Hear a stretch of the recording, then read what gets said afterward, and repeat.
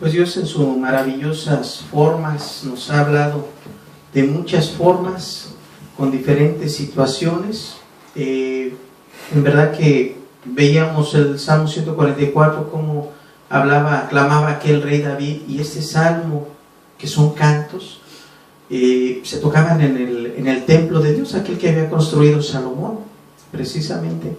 Y el día de hoy sigue propagándose estos cantos, hablando de la grandeza de Dios.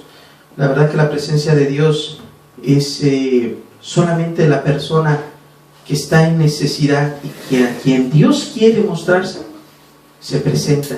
El día de hoy creo que fue notoria su presencia en la alabanza. El corazón, cuando se goza con las maravillas de Dios, es que el Espíritu Santo está dando a conocer al Hijo, al Padre, ¿sí? Y cuando vienen estos cantos de adoración, que no te llevan al baile, que no te llevan a otra cosa más que a meditar en la grandeza de Dios, nos lleva a entender que Dios precioso se presenta, y es cuando enardece nuestro corazón. Cuando quisiéramos gritar, llorar y decirle: te amo, te quiero, te necesito, perdóname. Esto lo provoca el Espíritu Santo. No es que provenga de la persona misma en sí, por sí sola, sino que es el Espíritu Santo trabajando en los corazones. ¿Cuántas veces no nos ha hablado Dios también? Ahorita nos lo hizo en la alabanza, pero ha habido ocasiones en que nos ha hablado con una enfermedad, con un hijo, con una enfermedad propia, ¿sí? En lo personal estoy en este camino por un trato personal de una hija, ¿sí? Y estoy agradecidísimo, porque si Él hubiera querido, de tanta burla que tuve yo de no haber tomado en cuenta la palabra de Dios, bien hubiera querido Dios haberme quitado ese ser precioso que el día de hoy tengo, ¿sí? Y así de muchas formas Dios nos habla, nos protege, de una forma sobrenatural, de una forma en la cual nosotros decimos: yo no entiendo cómo fue, pero pasó. Estaba yo con el pie ahora sí que tenían el pie sobre mi cabeza, aquella persona, aquella clínica, y de una forma sorprendente, mira, Dios me ayudó a pagar esa deuda. De una forma sorprendente me dijeron: ¿sabe que usted no debe nada? ¿Sabe que usted nada más debe $30? De una forma sorprendente Dios nos habla de muchas formas. ¿Para qué? A veces nos quita el trabajo, a veces nos quita la salud, a veces hay un problema en la casa, con el esposo, con los hijos. ¿Para qué? No para que lo maldigamos, sino para que nosotros volteemos y digamos: Señor, yo necesito ayuda. ¿Sí? Pero debe de ser de un corazón humillado, con necesidad. El que no tiene necesidad de Dios, pues no lo busca, no lo necesita. El sano no tiene necesidad de un médico, sino aquel que está enfermo va hacia el médico. No dice el que está enfermo: no, pues hasta que venga el doctor y me sane. Sería ilógico pensarlo. La persona que está enferma, que está en gravedad, necesita de alguien que le rescate de esa enfermedad, ¿sí? Entonces Dios nos viene y nos rescata de muchas formas, de una forma sobrenatural, sobre muchos problemas, y Dios se manifiesta en su grandeza, porque Él mete su mano donde ya el brazo de hombre ya no puede hacer nada. Es que me iba a ayudar mi tío, me iba a ayudar el banco y no me dieron el préstamo, me iba a ayudar todo el doctor, no hombre, la trabajadora social ya me había dicho que sí, y no. Y Dios mete su mano y dice: no, yo lo voy a hacer. Y se glorifica el nombre de Dios en medio de estas necesidades, ¿sí? Y el día de hoy hemos titulado a esta enseñanza precisamente: el rescate sobrenatural de Dios. El rescate sobrenatural de Dios, ¿sí? Dios se manifiesta de muchas formas. Dios rescata de una forma totalmente sobrenatural, en la cual aún hay veces que decimos, queremos platicar a alguien lo que nos pasó, y hay quienes dicen: ¡y qué suerte tienes! Y quitan a Dios de en medio de la bendición que está haciendo, ¿sí? Entonces vamos a ponernos en las manos de Dios para poder llevar este mensaje preciosísimo, porque habla de algo sobrenatural, ¿sí? Un ser divino metiendo la mano para rescatarnos de una forma sobrenatural. Padre, el día de hoy queremos glorificar tu santo nombre, entendiendo, Señor Padre, que somos muy pequeñitos, Padre, para entender la grandeza de tu santidad, la grandeza de tu gracia, Señor. ¿Quién podrá, Señor Padre, verte cara a cara, Señor Padre, y entender aún tus caminos, Señor Padre? Verdaderamente el hombre de esa carne sería consumido, Padre, pero tú nos diste a tu Hijo Jesús, Señor Padre, para que pudiéramos conocerte por medio de Él, como Dios verdadero. Te pido, Señor, que en esta mañana tú bendigas, Señor, aquellos corazones que estén dispuestos, aquellos que tienen todavía sus paredes, Padre, yo te pido que las derribes, que derribes sus columnas en las cuales están sostenidas su vida, Padre, sus creencias. Y te pido, Señor Padre, que los alcances, que los rescates de una forma sobrenatural. Sea tu Santo Espíritu, Señor Padre, el día de hoy, quien venga y nos rescate de ese mundo de oscuridad. En el nombre precioso de tu Hijo Jesús te lo pido. Amén. Amén. Bueno, pues les voy a pedir que por favor me acompañen a la escritura en el libro de Daniel, del profeta Daniel. Daniel es uno de los profetas mayores. Dios lo usó grandemente. En Daniel y otras personas que de su época fueron grandemente usados. Y hoy precisamente, tomando estos pasajes, entenderemos de las maravillas que Dios hace en medio de su pueblo. Daniel, el libro de Daniel, capítulo 1, versículo 1, ¿sí?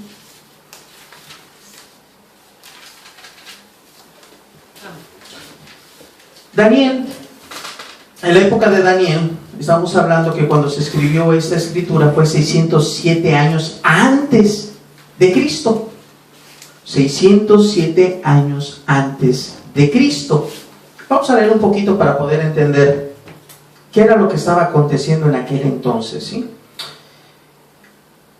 En el año tercero del reinado de Joachim, rey de Judá, vino Nabucodonosor, rey de Babilonia, a Jerusalén y la sitió.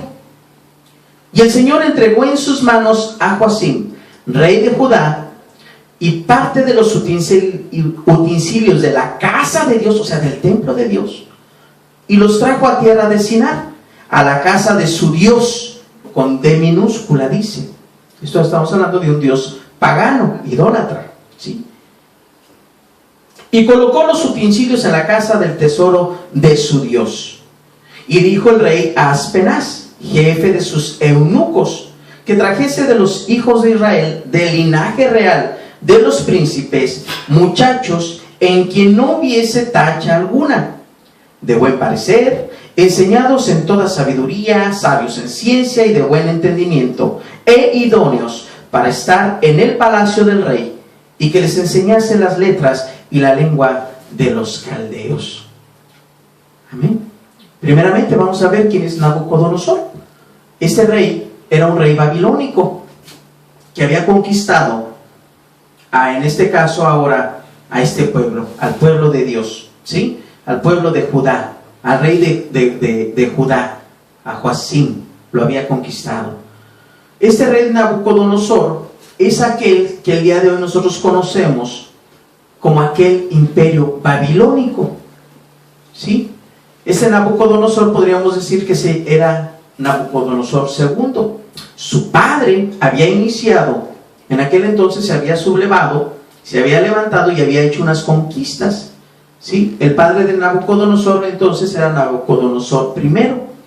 En el año 625 antes de Cristo, recordemos que como estamos antes de Cristo, la historia se cuenta de izquierda a derecha, como si tuviéramos un tabulador, ¿sí? Como si tuviéramos, en este caso, un tabulador. Está Cristo, antes de Cristo, 1000 años antes de Cristo, es más, hacia allá, 625 años. Dice aquí la escritura entonces que Nabucodonosor primero inició una revuelta y empieza el imperio babilónico. Estaba luchando entonces Nabucodonosor II, el hijo, peleando, y le informan que su padre está enfermo. Y va y regresa en el año 605 antes de Cristo. Estamos hablando que del 625 al 605 ya habían pasado, ¿qué? 20 años. ¿Ok? 605 años. Se regresa él hacia donde estaba su padre y es coronado entonces, ahora sí, este rey Nabucodonosor, en el año 605, y en el año 607, que nos lo dice aquí en el capítulo primero, en el capítulo 1 del versículo 1, nos dice que en el año 607, pero la historia nos cuenta que en el 607 fue escrito este libro. Entonces 2 años después entra Nabucodonosor, ya era un guerrero, ya peleaba él, y sucumbe lo que es Judá ante el imperio babilónico, y son tomados, ¿sí? Son tomados rehenes el pueblo de Dios. Este Nabucodonosor reinó por 43 años, ¿sí? En el año 562 antes de Cristo murió este hombre y continuó todavía su legado, ¿sí? Del imperio romano hasta unos cuantos años después. Pero él conquistó todo lo que fue el área del día de hoy, que podríamos decir el área de Israel. Arribita está Siria, a un lado está Irán, ¿sí? Toda esta zona él conquistó. El área hacia el lado izquierdo en un mapa veríamos que está Egipto, y también conquistó Egipto. Toda una franja completa la conquistó por 43 años.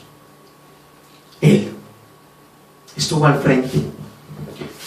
Quiero decirte que este imperio babilónico, lleno de ídolos, Dios le dio potestad. Dios, sí, está bien. Dios le dio potestad. Entonces vemos que Nabucodonosor conquistó por 43 años toda esta área: Egipto, Irak, Siria, Israel. Y así continuó. Entonces Jehová le entrega a él potestad sobre su pueblo para castigarlo por la rebeldía que había sufrido, que hacía Judá e Israel ante Dios. Y entonces aquí nos relata que este hombre tomó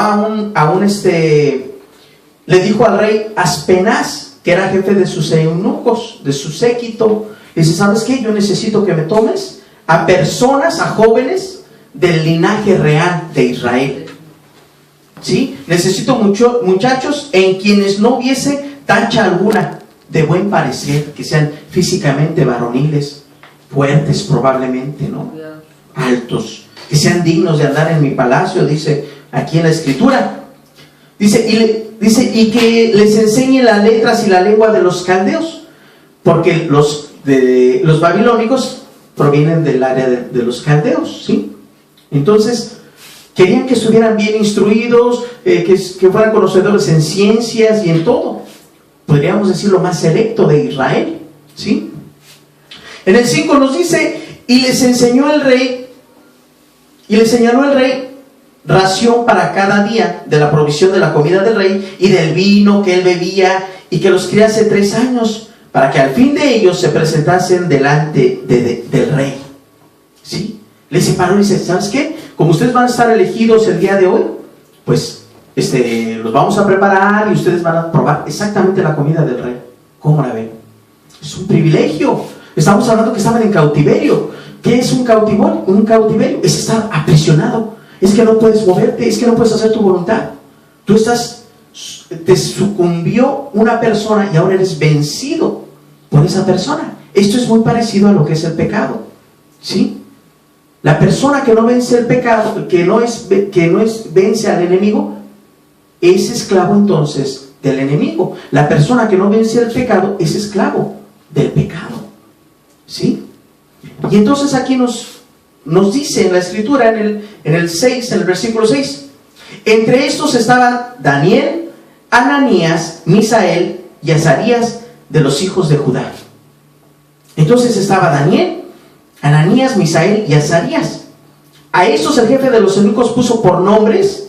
A Daniel le puso Belsasar, a Ananías le puso el nombre de Sadrach, ¿sí? A Misael le puso Mesac, y a Azarías le puso Abed-nego. Entonces ahora teníamos a Daniel como Belsasar, así le conocen, y así está escrito en la historia. Debido a que fue un gran imperio, está escrito los nombres de ellos, en la historia de ellos, como hombres grandes, ¿sí?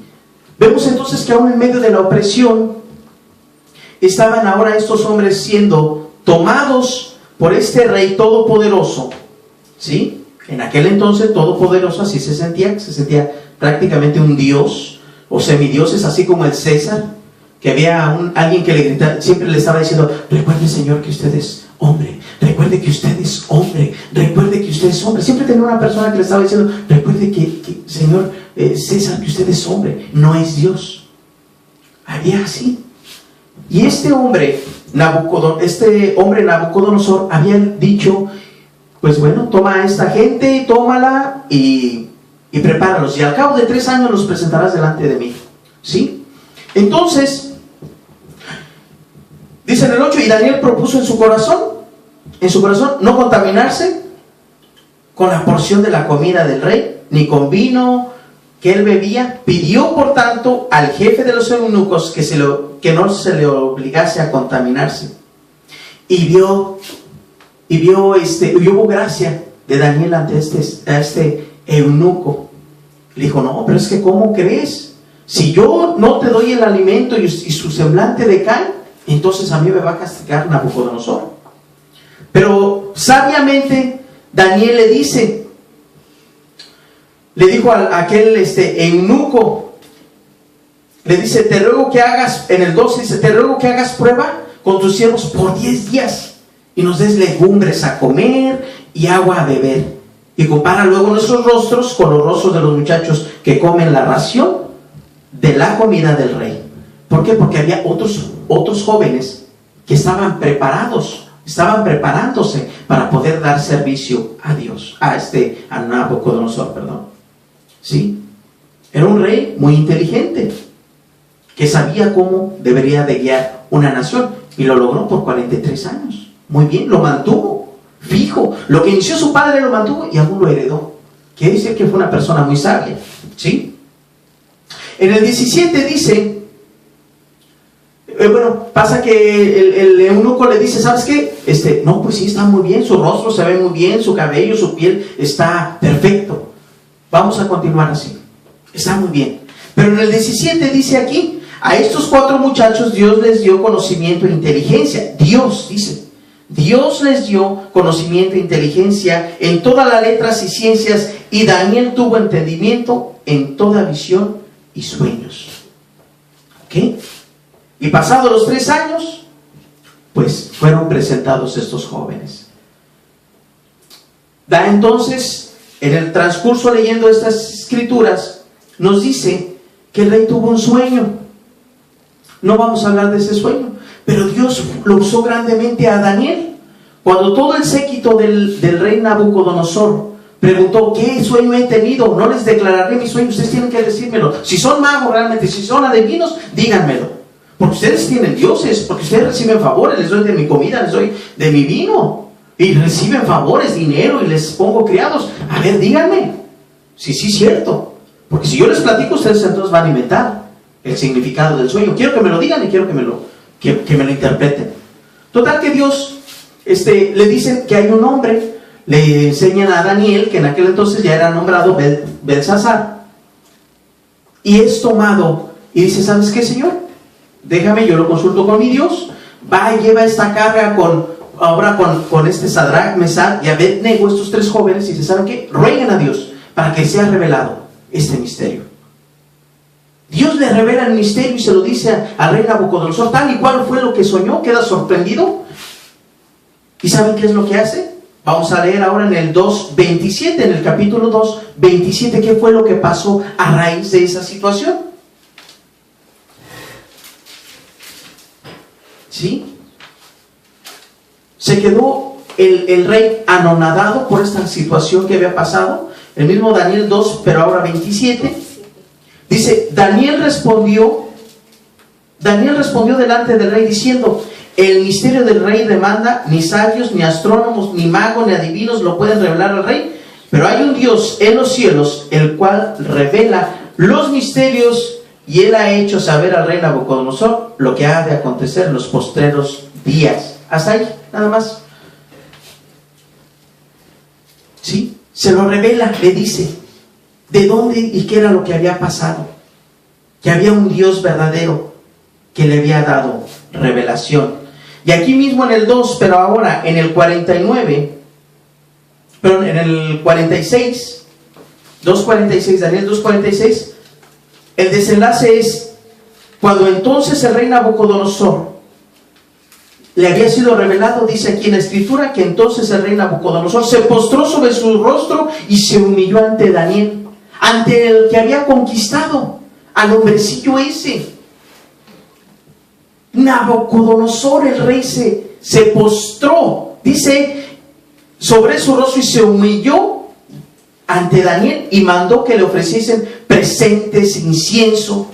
El rey habló a Daniel y dijo: ciertamente el Dios vuestro es Dios de dioses y Señor de los reyes, y el que revela los misterios, pues pudiste revelar este misterio. Entonces el rey engrandeció a Daniel y le dio muchos honores y grandes dones, y le hizo gobernador de toda la provincia de Babilonia y jefe supremo de todos los sabios de Babilonia. ¿Sí? En el 49 dice: y Daniel solicitó del rey, ya estando en una posición, le pidió al rey y le dijo, y obtuvo que pusiera sobre los negocios de la provincia de Babilonia a Sadrach, Mesach y Abednego. Y Daniel estaba en la corte del rey. ¡Qué precioso! Dios estaba librando ahora a este hombre de una forma sorprendente, maravilloso. ¿Sí?